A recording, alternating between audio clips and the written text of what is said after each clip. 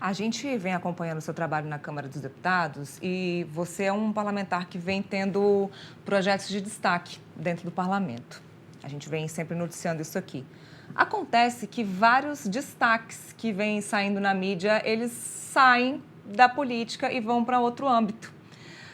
Desde outubro ou novembro do ano passado, a gente vem divulgando, a grande mídia vem divulgando ataques a você como pessoa física e também como parlamentar, principalmente no que diz respeito à Lei Maria da Penha.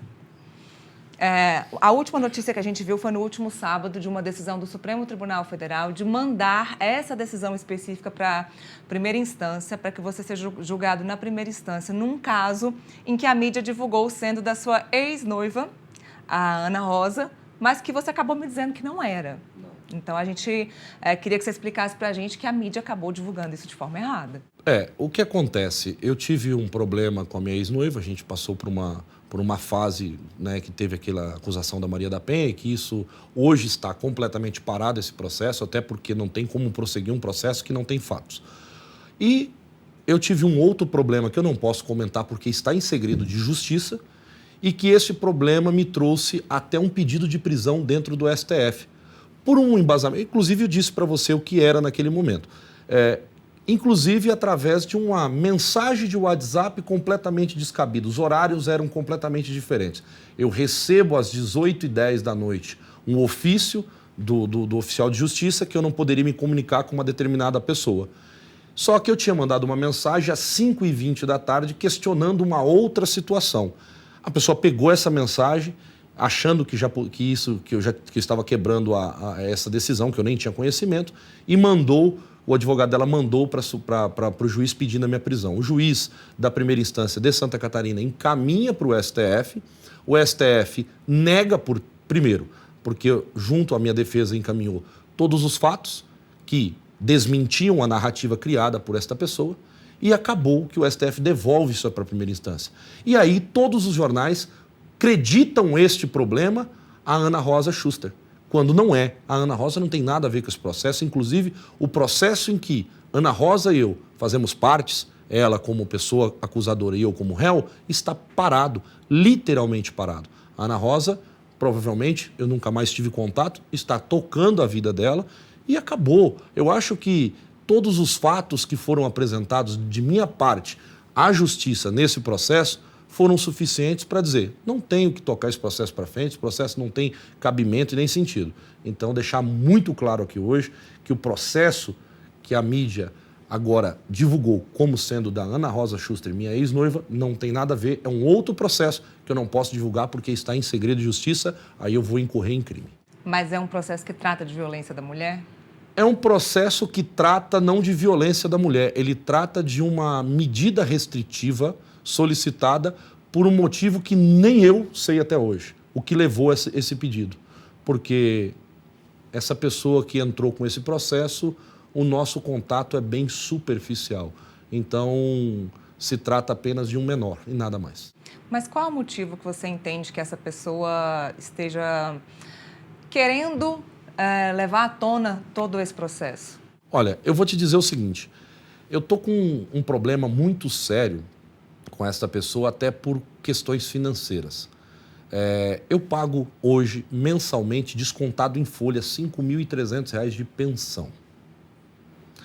Desta pensão, eu ainda pago mais uma outra parcela, que é o aluguel e o condomínio de um imóvel no centro de Joinville, que gera em torno de R$ 4.000, R$ 4.200, às vezes tem mês R$ 4.500, porque condomínio sempre tem aquelas diferenças de água, de gás e tudo mais, que totaliza quase R$ 10.000. Esta mesma pessoa queria que eu pagasse R$ 5.000 de pensão para ela, para a pessoa física, de uma separação que já foi feita não legalmente há mais de um ano e que legalmente já tem alguns meses, e ela quis ter direito a mais recursos financeiros. Além disso, ainda pediu que eu pagasse 35% de pensão para o meu filho. Bom, aí entra o grande problema. Como que eu posso pagar 35% de pensão para o meu filho, sendo que eu já pago um valor acima de qualquer média nacional? Fora que eu pago, legalmente eu pago uma segunda parcela, que eu tenho todos os comprovantes de pagamento e o contrato do imóvel está em meu nome, é por isso que eu pago, porque se eu não pagar, ela não paga. E eu ainda vou ter que pagar mais 5 mil de pensão. Ela perdeu isso em todos os... Ela entrou com os processos e perdeu imediatamente por ofício pelo juiz. O juiz entendeu de primeira instância que isso não tinha cabimento. Isso gerou uma revolta dentro dela. Uma revolta por não estar conseguindo conquistar o seu objetivo financeiro. Mas eu entendo que essa revolta dela aconteça. Até porque existe uma outra revolta da parte dela por nós não fazermos mais parte do mesmo âmbito familiar, por nós termos nos separado. Eu quero ressaltar que eu sempre mantive uma relação de muito respeito e de muita amizade após a separação com esta pessoa. Por quê? Porque primeiro eu tenho um filho com essa pessoa. Eu sou pai daquele que é o maior presente da minha vida, meu filho. Então, a coisa fica muito desandada, a coisa fica muito dispareio, a gente não consegue entender o que leva, se isso é só por recursos financeiros ou se existe alguma intenção política no meio. Entre várias acusações que eu venho sofrendo e que, inclusive, agora nós estamos hoje recolhendo toda uma documentação de alguns processos que eu vou ter que tomar conta, fazer esses processos por conta de coisas que não existem, né? Palavras que não existem, acusações que não existem. Você acha que pode ter alguém por trás dessa pessoa? Eu acredito que ela tem alguém e acredito que esse alguém, inclusive, estava dentro do meu gabinete, que acabou gravando todas essas conversas. Porque a gente sabe tudo o que está acontecendo, mas é uma pena que a gente não pode falar por não ter provas, por não estar com tudo ainda descrito, né? A gente já tem algumas provas, não todas. Eu estou aos poucos coletando todas as provas para depois entrar com as ações cabíveis a cada um. Porque o que estão fazendo hoje é injúria. O que estão fazendo hoje é um crime. Querer acabar com a minha carreira política, por qual motivo? Eu digo sempre, a mãe do meu filho, e foi o que levou o meu noivado a acabar? Foi o que levou o meu noivado a acabar? Foi a relação amigável que eu tinha com a mãe do meu filho. Porque a minha ex-noiva não aceitava que essa relação fosse dessa maneira. E a gente acabava entrando em confrontos por tudo isso. Mas se existia essa relação amigável, por que então tanta raiva, tanto ódio? Por que houve... Claro, a gente não quer entrar na intimidade da sua relação com a sua ex-esposa, mas sim, por que houve o fim dessa relação? Olha, a relação ela acabou acontecendo. A gente teve muitos problemas no nosso casamento quando eu era caminhoneiro. A mãe do meu filho ela passou por um problema muito sério com relação ao álcool. Eu estive ao lado dela em todos os momentos. A gente tentou de todas as maneiras que ela se tratasse, ela buscou tratamento, depois parou de beber, começou a viver uma vida íntegra, uma vida, né, largou o vício da bebida. Era realmente um problema com o álcool. Só que os problemas que ela teve, mesmo eu buscando ajudá-la de alguma maneira, foi quebrando todo aquele sentimento de amor que eu tinha por conta de toda a situação que gerava aqueles momentos de bebida. Por exemplo, às vezes a gente estava num churrasco de família e ela bebia demais, acabava ficando alterada, eu também acabava bebendo um pouco, aí quando chegava em casa a gente acabava entrando em guerra um com o outro. Em momentos, por exemplo, em que ela fazia coisas que não era legal e que eu acabava reagindo de uma maneira também que não era legal. Fisicamente? Olha, fisicamente nós tivemos uma única vez que aconteceu, foi um dia que ela pegou uma lata de Baygon, aquelas grandes, e deu no meu olho e eu acabei revidando com um tapa na cara. Fisicamente foi a única vez que aconteceu e isso me criou um arrependimento muito grande dentro do meu coração, porque um dia ficará provado, inclusive no outro caso, que eu jamais agrediria uma mulher, não tenho capacidade para isso, até porque você conhece meu tamanho, sabe da minha força, não tem como eu agredir uma mulher e essa mulher não sair muito machucada. Ela não te denunciou por conta desse tapa? Não me denunciou, até porque foi um momento em que os dois acabou agredindo um ao outro, né? A gente acabou agredindo, eu era apenas um caminhoneiro, um desconhecido no mundo também. E aí, no outro dia, sentamos, conversamos. O que permeou toda a nossa relação foram várias ações minhas, também erradas. Eu assumo cada erro que eu cometi com a mãe do meu filho. Eu assumo os erros, por exemplo, de quando eu acabei traindo a confiança dela, e não só a confiança, traindo a pessoa física dela. Estava na estrada, a gente tinha uma relação muito conturbada, e em alguns momentos eu fiz muitas cagadas também. Então, eu não culpo ela por tudo o que aconteceu. Eu acho que tanto eu quanto ela somos culpados pelo fim do nosso relacionamento. Eu cometi erros que, olhando hoje, eu jamais cometeria novamente. Por exemplo, quando eu traí a mãe do meu filho e ela descobriu a traição e ela me perdoou, aquilo ficou uma marca na nossa relação. Isso acabou criando mais problemas futuros, porque ela acabou se tornando uma pessoa desconfiada, ela não acreditava mais em mim, e a coisa, eu compreendo, eu também nunca mais acreditaria. E isso acabou levando a outras discussões, e essas discussões levaram a momentos ruins da nossa vida. Mas hoje, Nélia, eu não queria mais que isso tudo estivesse acontecendo. Hoje eu só queria ela como uma amiga, eu só queria ela como a mãe do meu filho. Eu estou há mais de um mês sem poder ver o meu filho. Vai para 2 meses que eu não consigo pegar o meu filho para ficar com ele. Eu fiquei com ele final de ano, 40 dias que ele ficou de férias, ele ficou comigo. Nós tínhamos um acordo, inclusive judicial, que o meu advogado e o advogado dela assinaram esse acordo, onde eu pegaria ele em dezembro e devolveria ele só no final de janeiro. Cumpri conforme estava no documento. E logo depois disso, ela quis impor regras para que eu voltasse a ver meu filho, pegando meu filho, por exemplo, às 9 da manhã, entregando às 18 horas. Só que isso causa um dano emocional no meu filho muito grande. Isso causa um dano no meu filho psicológico muito grande. Porque toda vez que o meu filho está comigo, ele não quer voltar, porque ele tem pouco tempo comigo. Então, quando ele está comigo, ele quer ficar comigo. Ele quer aproveitar cada segundo. Meu filho, eu e ele, nós temos uma ligação tão grande, tão especial entre um e outro, que chega a ser, assim, completamente fora do normal. O meu filho, ele vibra na mesma energia que eu vibro. E eu vibro na mesma energia que ele, porque ele é todo o sonho que eu tive na minha vida. Se tem um sonho que eu tive na minha vida, era ser pai. E eu fui. E tentei. Inclusive, eu e a mãe do meu filho tentamos em 2022 reatar o nosso casamento. No meio do ano de 2022, em julho, nós ficamos, acho que uns 40 dias, nós voltamos. Foi quando eu retirei ela lá da casa do pai dela, ela estava morando nos fundos da casa do pai dela. Eu retirei ela dessa casa, levei ela para morar num apartamento, aluguei um apartamento, mobilei esse apartamento para a gente recomeçar a nossa vida. Mas, infelizmente, o cristal da relação tinha acabado. E eu não poderia negar a mãe do meu filho de ser feliz novamente, de encontrar um homem que a completasse.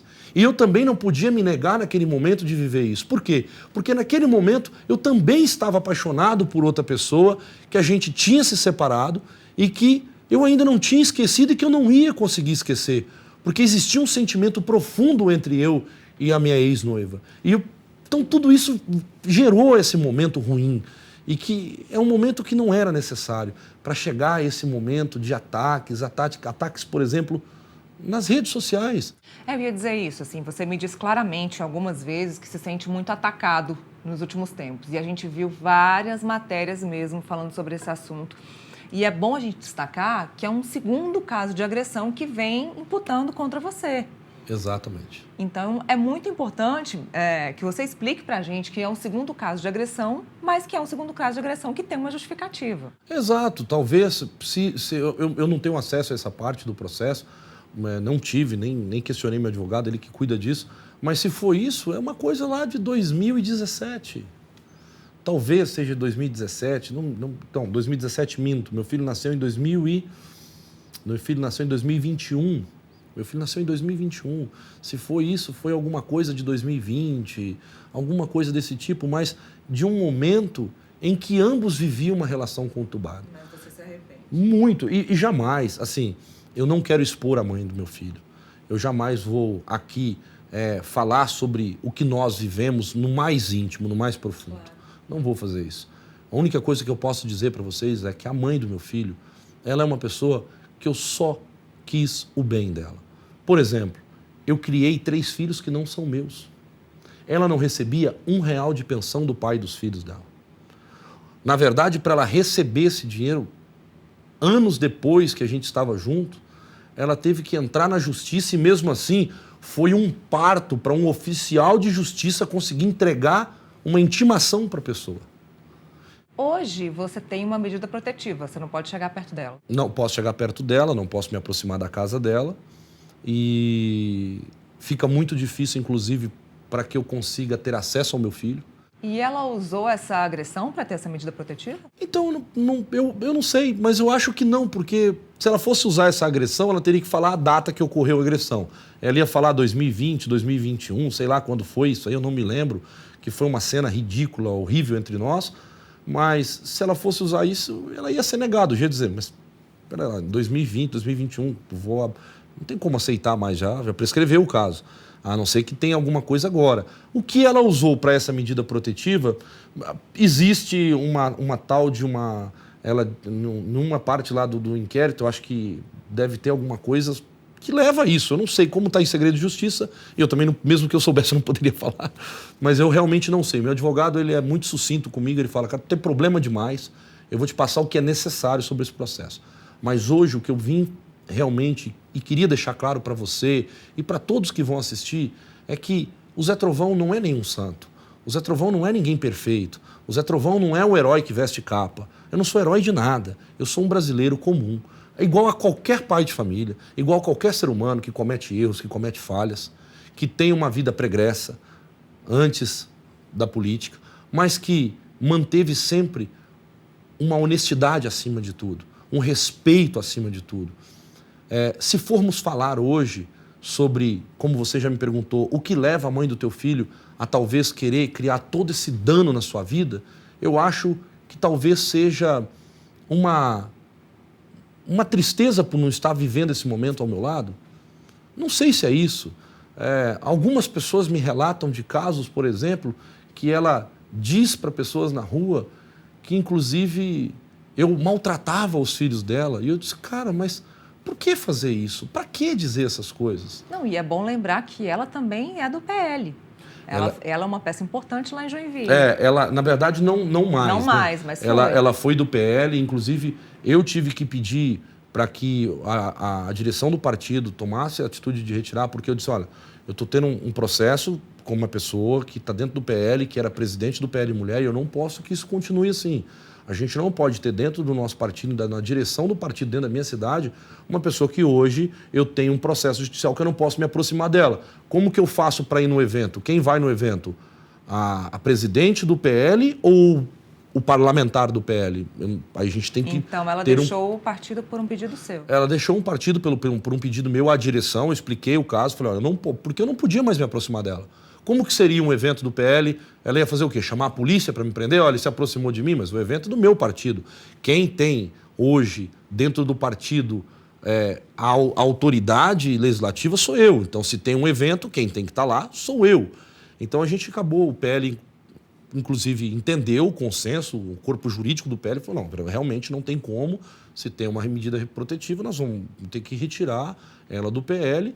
E, assim, nunca foi uma questão pessoal minha, muito pelo contrário, ela sempre fez parte, mesmo a gente separado, ela entrou como presidente do PL, eu nunca me opus, não foi um pedido meu, né? Não foi um pedido meu, decidiram lá, porque ela é muito amiga da esposa da do Michele. Não, ela é muito amiga da Michele, não, ela é muito amiga da esposa do Sargento Lima, que é Lá deputado estadual de Joinville. Então, como elas são muito amigas e estavam trabalhando e fazendo um trabalho pelo PL, eu não me opus àquilo. Mas chegou um momento que ficou insustentável aquela situação.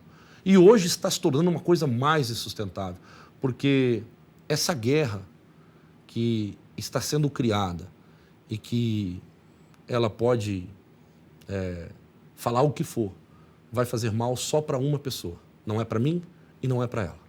Vai fazer mal para o meu filho. Vai fazer mal para o Antônio, que tem 2 anos e 6 meses, vai fazer 2 anos e 7 meses agora, no mês que vem, e que não tem culpa alguma dos pais não terem mais uma relação de marido e mulher. Nós precisamos manter a relação de respeito. E eu sempre disse isso para ela. Inclusive, eu sempre falei para as pessoas o seguinte, a Jéssica é a pessoa mais especial da minha vida, porque ela é mãe da pessoa mais especial da minha vida. eu nunca vou querer o mal da Jéssica. O mundo pode se acabar hoje. O mundo pode fechar o tempo hoje. Se eu precisar voltar a ser caminhoneiro hoje, eu vou continuar trabalhando sem nenhuma restrição para dar o melhor para o meu filho. E quando eu falo meu filho, também chega até o lar dela. Porque tudo que eu não faço só para ela. Não faço só para ele. Porque 5 mil reais, ele não come 5 mil reais por mês. De uma maneira ou de outra, está ajudando os irmãos dele a ter uma outra roupa, a um material escolar, uma alimentação para todos, um conforto. Eu disse para você ontem, eu gastei quase 30 mil reais só para mobiliar uma casa e dar um conforto para eles. Isso é mérito? Não, é obrigação. A obrigação de um pai é entregar o melhor cenário dos mundos para o seu filho. E eu amo os filhos dela como se fossem meus filhos também. Eu jamais poderia, em qualquer momento da história, fazer nada diferente. Por exemplo, a minha ex-noiva, ela tem 2 filhos que eu amo de paixão. Um é a Camila, que é uma menina já adulta, veterinária, de excelente qualidade, e o outro é um garoto, o Francisco. Eu tenho um amor tão grande por eles e por toda a família, pelos irmãos dela, pelas cunhadas, por todo mundo, porque a gente acaba criando um elo de respeito, assim como pela Jéssica. A mãe do meu filho, eu tenho uma relação com a família dela antes de conhecê-la. Por exemplo, o tio dela, que é irmão do pai dela, que infelizmente hoje é falecido, tio Zezinho, que eu considerava como um pai, que no dia que ele faleceu, eu saí daqui da Câmara, numa terça-feira, que ele se faleceu através de um acidente de trânsito, foi o pior momento da minha vida, porque eu considerava um pai, ele me acolheu em Santa Catarina. Então, antes de conhecer a Jéssica, eu tive o primeiro contato com a família dela. Antes de estar junto com a mãe do meu filho, eu estava com a família do meu filho. E hoje, dói. Eu estou há meses, por exemplo, sem poder ver a pessoa que me acolheu dentro de casa, que é a tia dela, que eu chamo de mãe. E eu não posso ir lá, por quê? Porque na medida protetiva diz que eu não posso estar próximo dela e nem dos familiares.